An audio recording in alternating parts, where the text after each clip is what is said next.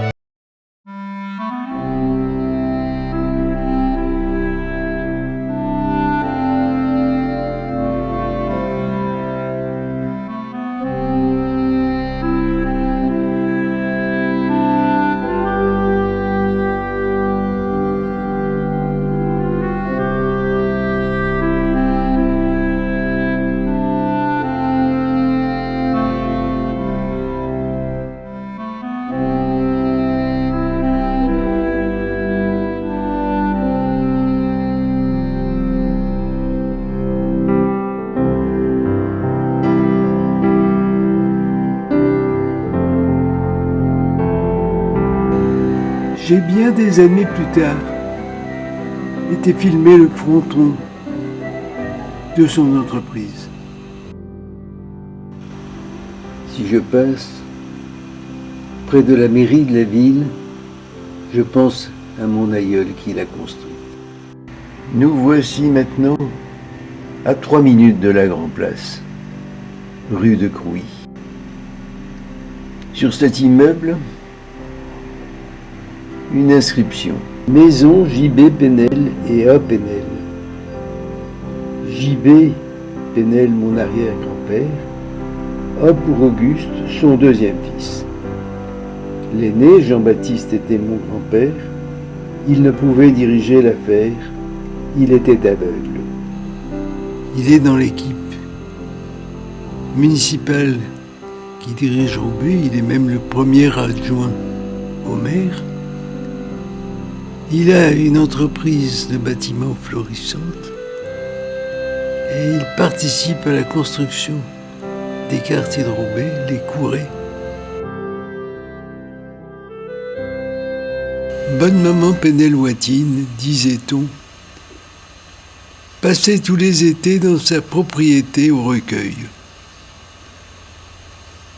Quand le printemps avaient fleuri les arbres, tout le monde était invité à rejoindre le château du Recueil. Aujourd'hui, j'ai demandé à ma fille Pascale de m'y conduire pour que je puisse vous en montrer les restes toujours présents. Là, petits enfants rejoignaient la grand-mère. C'était les vacances d'été. C'était la joie pour tous. Quand papa était au dernier seuil de sa vie, les confidences qu'il faisait sur son lit étaient relatives à ces journées extraordinaires qu'il y passait. Et de même, c'est l'oncle Émile qui, quand il va nous quitter au solchoir, qui raconte ses souvenirs d'enfance, toujours.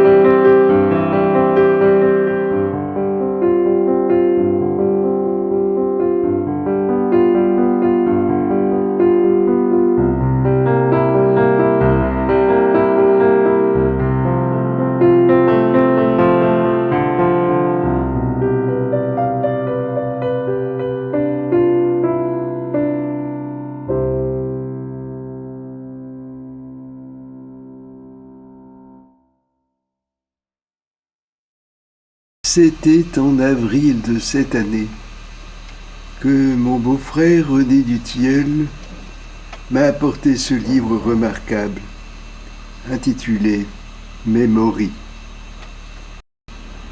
Mon grand-oncle, Firmin Dubar, l'a écrit après la mort de tous les siens. C'est d'abord un hymne d'amour à tous ses enfants, à son épouse, et c'est aussi un témoignage de foi inébranlable.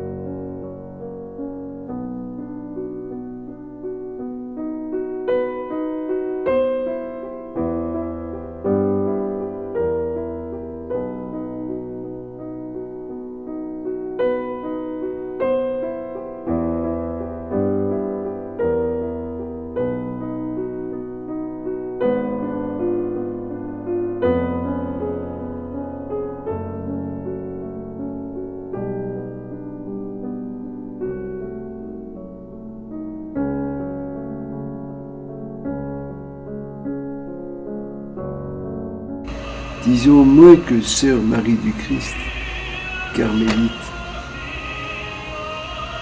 est un signe fort de la capacité de vivre longtemps dans la famille. Être centenaire à cette époque est assez exceptionnel.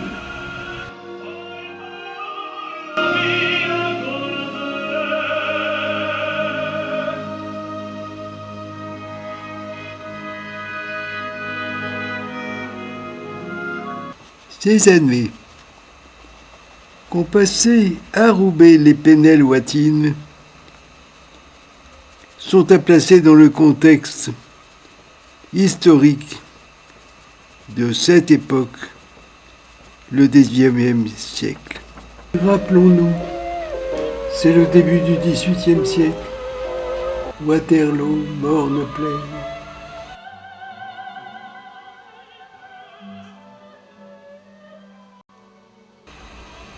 Puis la monarchie constitutionnelle. Tiens, Louis XVIII.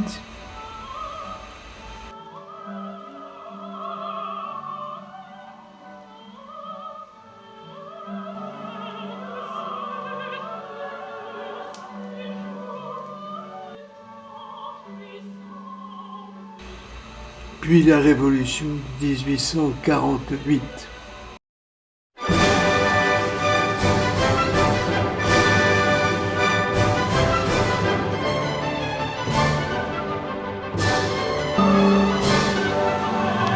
Bonjour, monsieur.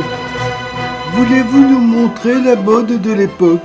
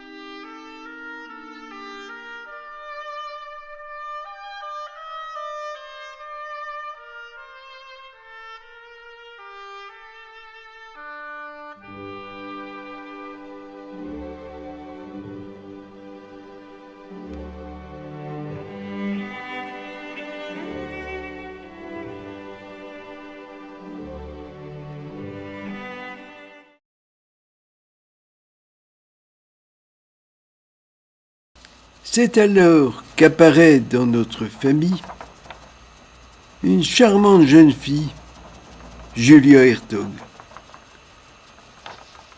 Cette jeune fille avait en effet un frère Eugène, qui était l'ami de Jean-Baptiste, et ainsi des relations vont s'établir.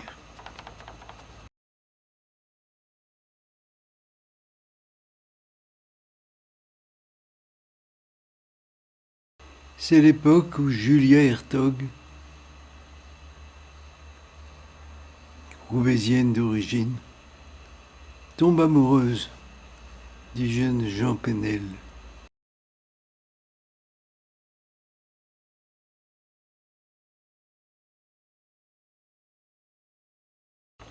Eugène était installé à El Ansor, en Algérie, et pour voir son frère, Julia s'y rendait chaque année.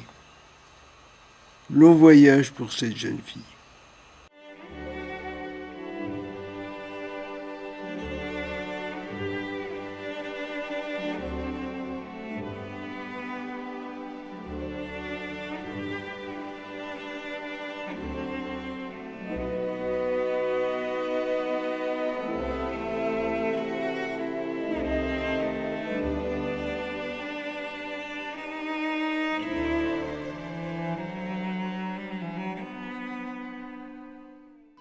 La famille de bonne maman, les Gras, avait fait des recherches sur l'origine de leur famille.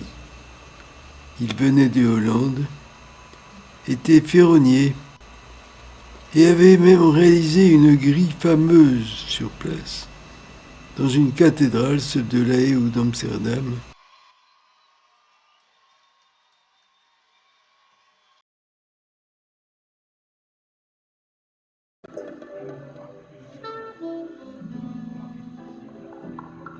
Je vais échanger avec Marguerite et aussi René nos souvenirs concernant les temps de notre grand-mère, Julie Hertog.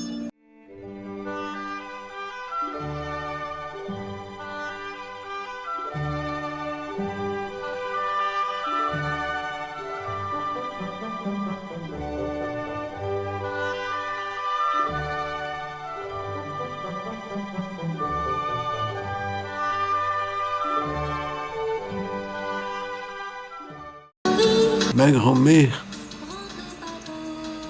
bonne maman Penel, née Julie Hertog, est restée si longtemps fiancée, c'est qu'au départ les deux familles s'opposaient à ce mariage. Du côté Hertog, on tenait compte de cet handicap de santé de Jean-Baptiste. Et du côté Penel, on trouvait que la famille Hertog, famille de commerçants, n'était pas au standing des Penel-Watine.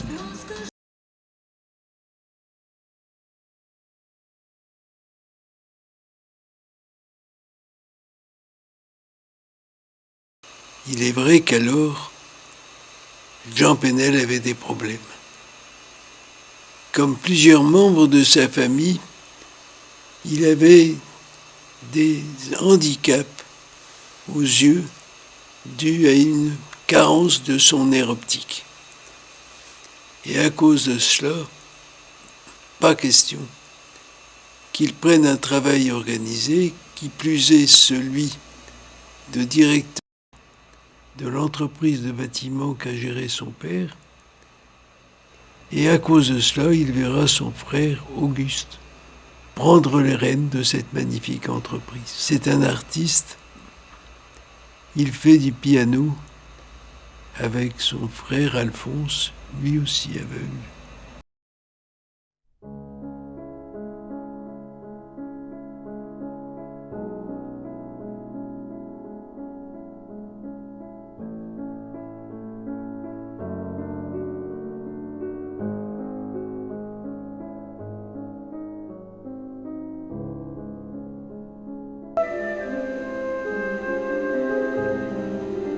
Le mariage sera finalement célébré en 1896.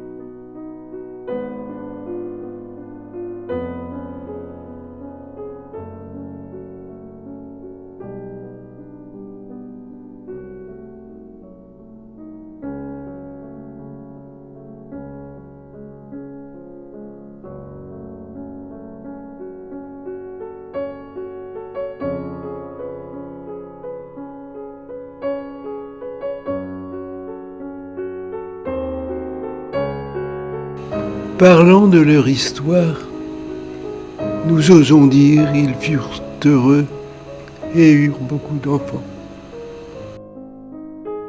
dont Jean-Baptiste III, mon père, dont je conterai l'histoire.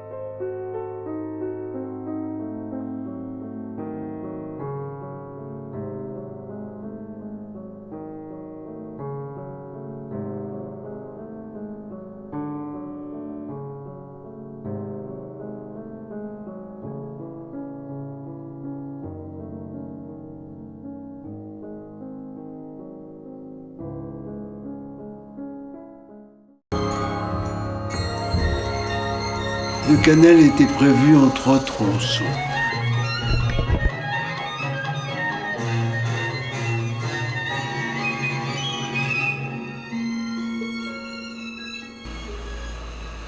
Reste à faire le dernier tronçon qui doit traverser Roubaix. Et pour cela, la déclivité des terrains, en particulier à Croix, oblige à prévoir une exécution souterraine. De 1828 à 1830, des travaux révèlent des grandes difficultés. Plusieurs tentatives ont été réalisées. Cependant, les travaux se terminent chaque fois par un éboulement et les travaux doivent s'arrêter.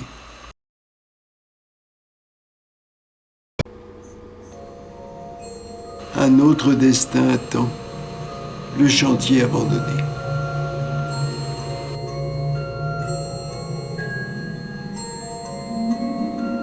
Telle est l'origine du boulevard de Paris, maintenant appelé Charles de Gaulle, et du parc Parbou.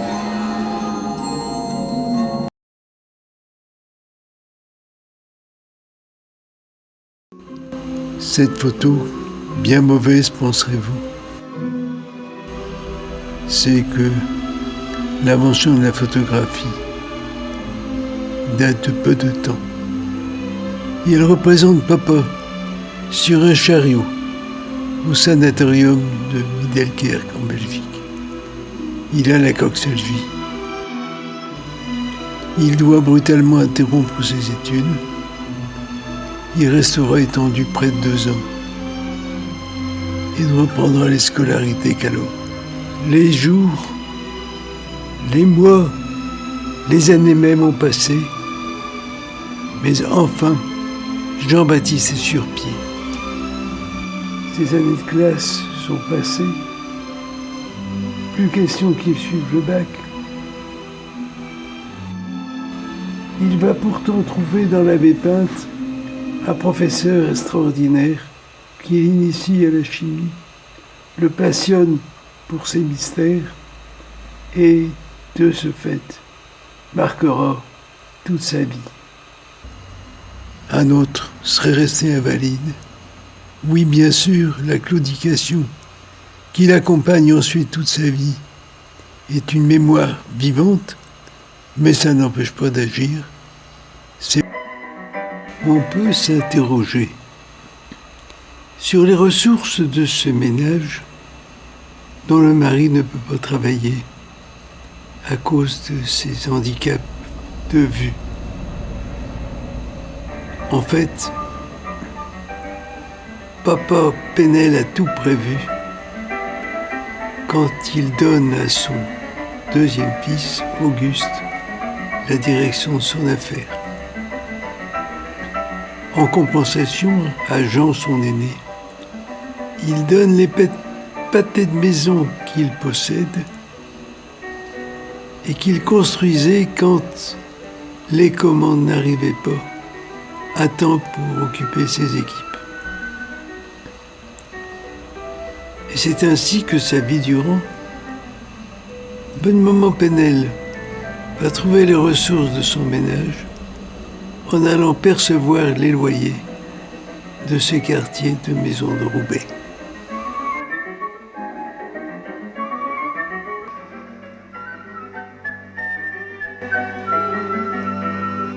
donc Jean-Baptiste avait son frère Alphonse et sa sœur Marie-Caroline, aussi atteinte de cécité.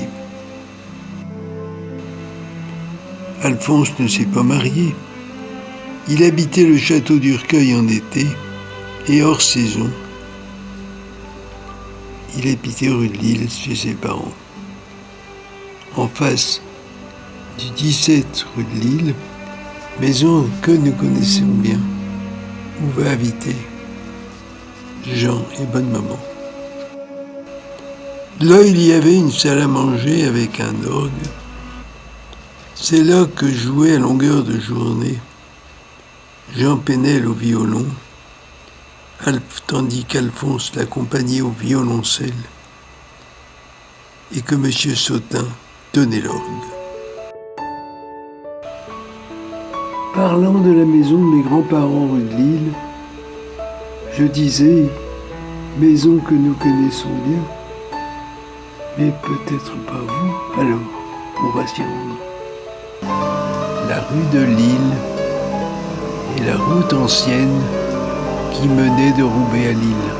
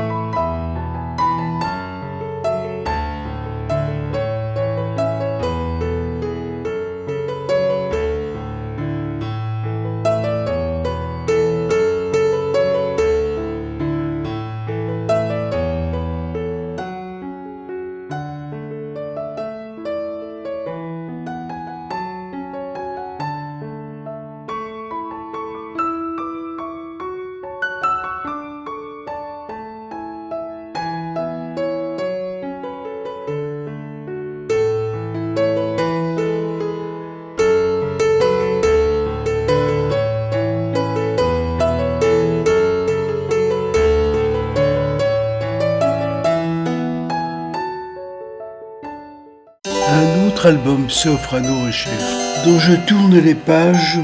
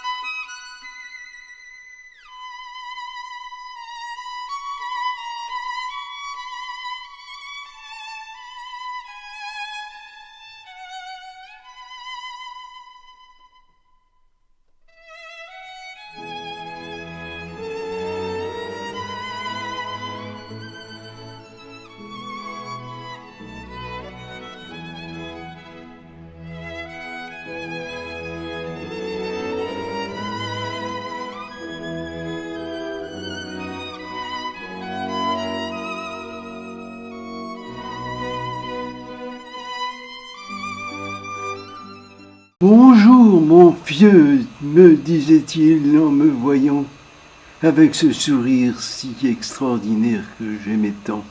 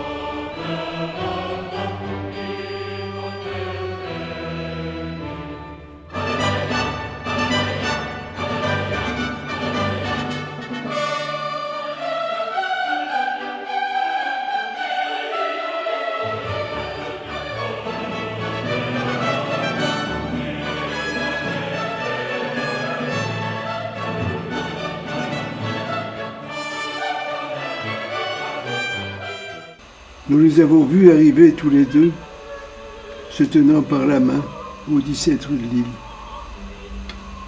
Nous pensions qu'ils étaient tous à la pharmacie, l'un avec ses pipettes, l'autre avec ses crayons. Mais non, ils sont venus nous dire que dorénavant ce serait ensemble.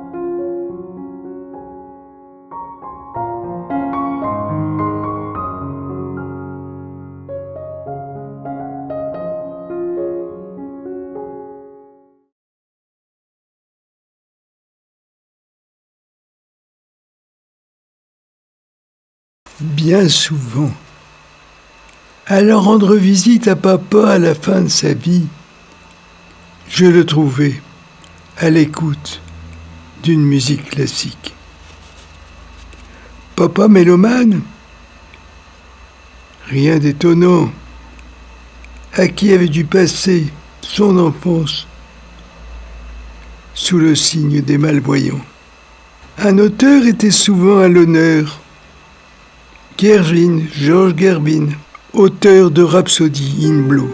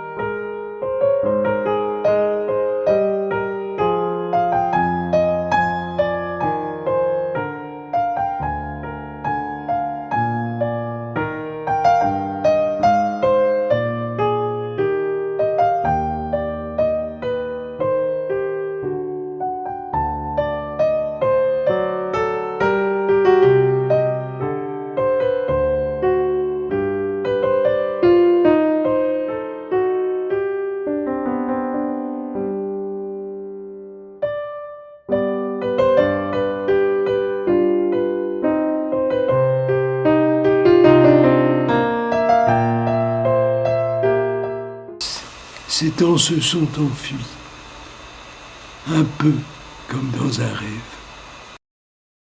Peut-on encore revivre ces si lointains souvenirs sans renaître à l'enfance, à ces temps révolus qu'on nomme le passé?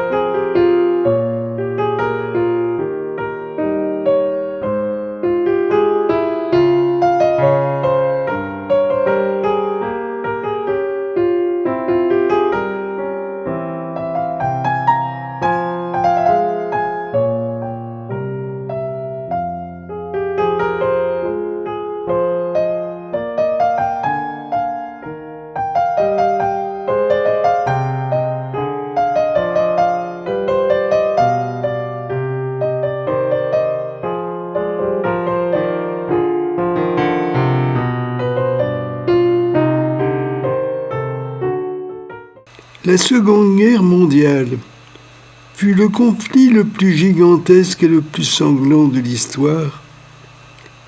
Elle mobilisa quelques 55 millions d'hommes et les historiens estiment qu'elle fit entre 55 et 65 millions de morts.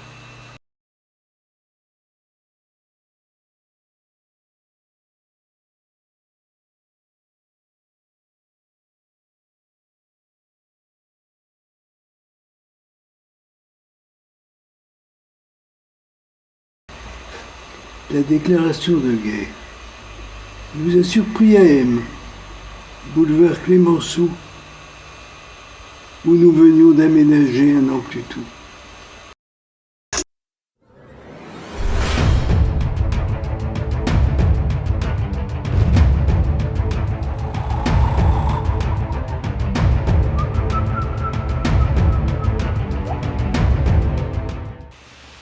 Les Allemands vont arriver, ils vont traverser la Belgique. Pensez donc, c'est la panique pour papa et maman qui ont connu cette situation en 1914.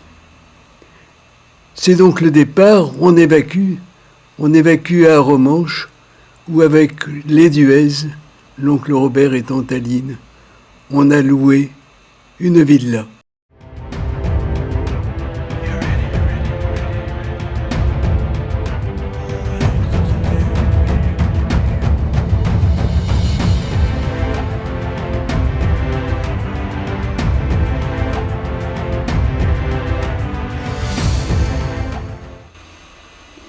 Mais les Allemands nous rattrapèrent vite et nous sauvèrent à nouveau, cette fois pour nous installer dans les Landes, près de la Tremblade, si mes souvenirs sont bons.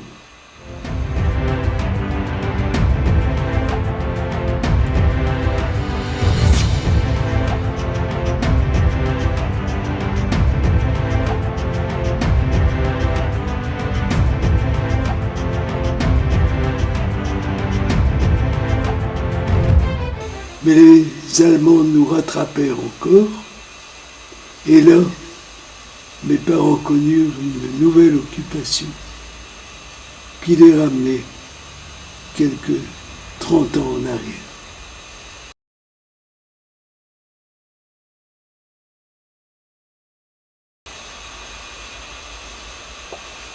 Donc nous restâmes quelques mois dans cette région, mais papa devait reprendre ses activités. Pour gagner l'usine, il n'avait plus de voiture, il n'y avait plus d'essence. Il partit à pied vers la station de tramway du Nouveau-Roubaix et là regagnait la rue d'Ambenton, la rue de Constantine, à pied toujours. Mais un jour, les deux officiers qui occupaient des chambres de la maison sur réquisition voulurent lui proposer de l'emmener dans leur voiture, mais non, son honneur était en cause. Il n'irait pas dans la voiture d'un Allemand.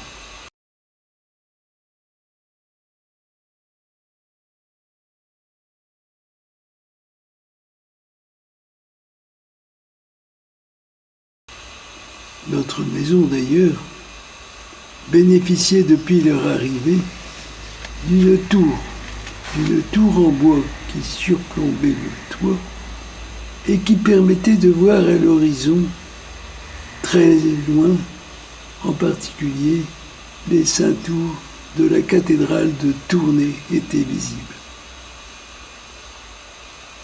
Mais ceci étant, la maison n'avait pour autant pas changé. Sinon, par exemple, que dans la salle de jeu du sous-sol avaient été apportés des gros madriers pour renforcer le plafond.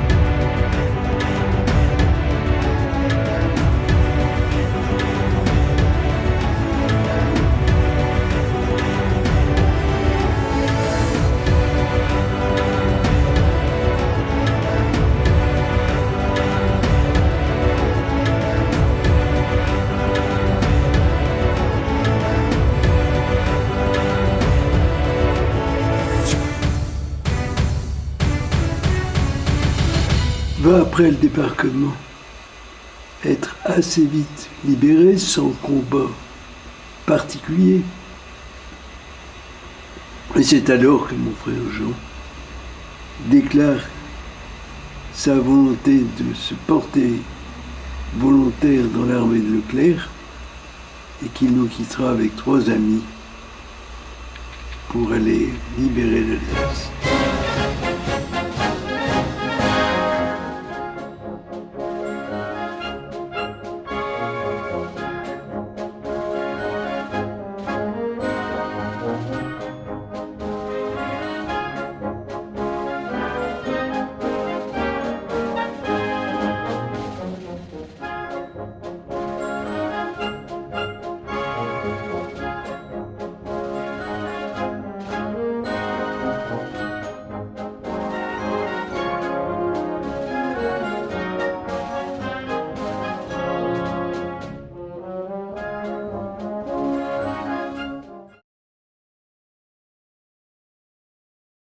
Je vous ai présenté mes souvenirs de la Seconde Guerre mondiale, mais j'ai le regret de ne pas avoir mentionné certains faits importants.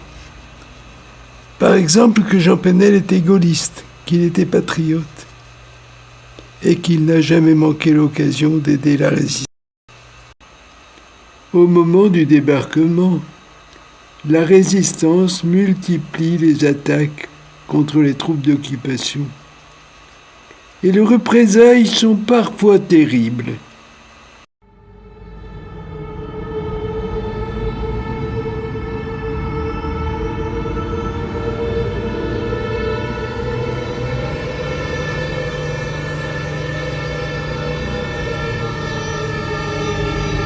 Nous voici ramenés dans les années 30 avec le mariage de l'oncle André, mais aussi la photo de l'aîné de ses 10 enfants.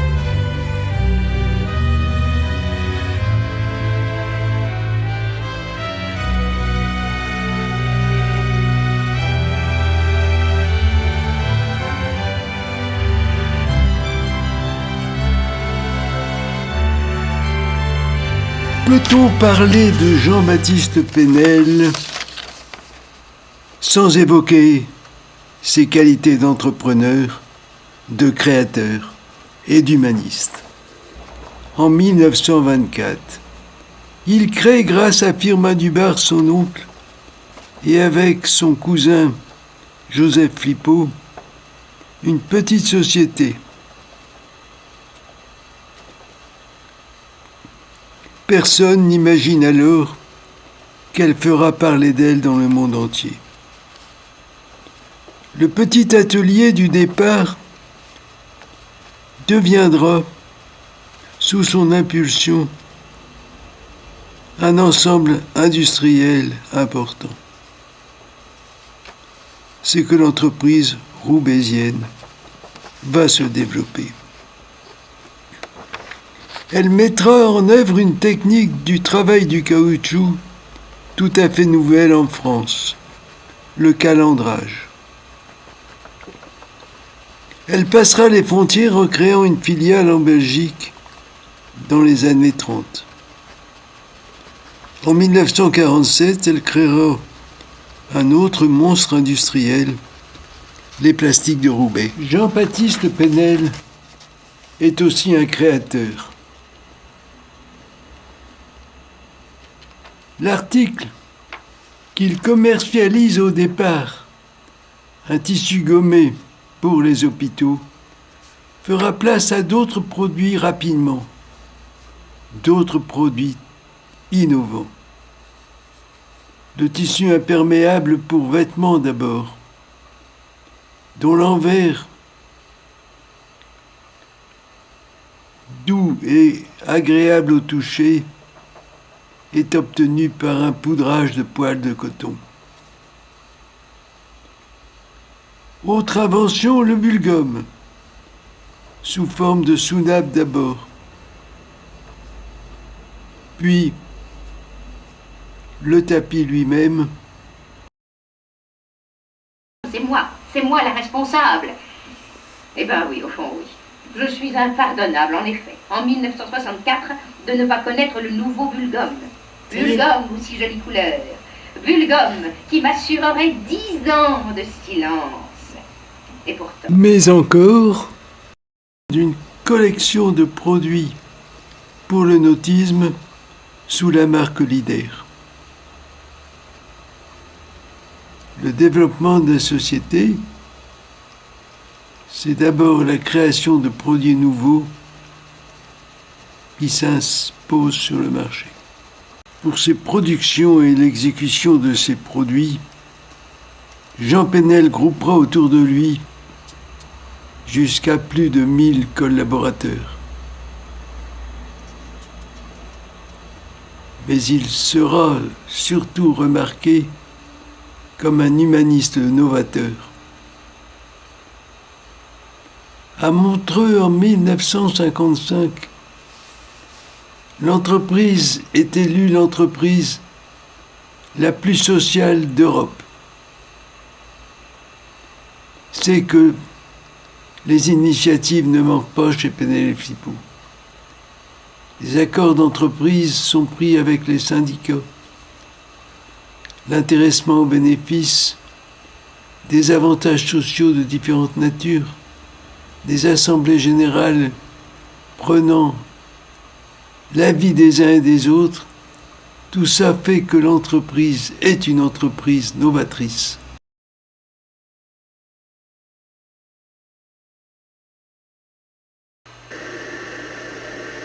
Robert Gauthier, que vous voyez au fond sur la photo, est un personnage important dans l'entreprise. Il est chef du personnel, c'est lui qui embauche. Ami de Maxence van der Mesch, sera le personnage central de son livre Pêcheur d'hommes.